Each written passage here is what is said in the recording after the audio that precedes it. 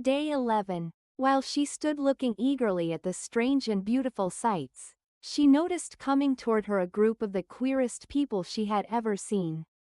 They were not as big as the grown folk she had always been used to, but neither were they very small. In fact, they seemed about as tall as Dorothy, who was a well-grown child for her age, although they were, so far as looks go, many years older. 3 were men and 1 a woman, and all were oddly dressed. They wore round hats that rose to a small point a foot above their heads, with little bells around the brims that tinkled sweetly as they moved. The hats of the men were blue, the little woman's hat was white, and she wore a white gown that hung in pleats from her shoulders. Over it were sprinkled little stars that glistened in the sun like diamonds. The men were dressed in blue, of the same shade as their hats, and wore well-polished boots with a deep roll of blue at the tops.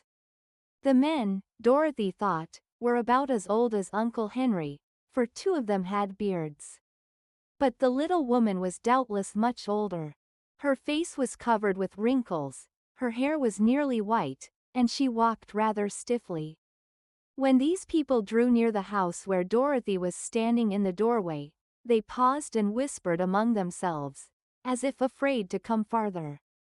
But the little old woman walked up to Dorothy, made a low bow and said, in a sweet voice,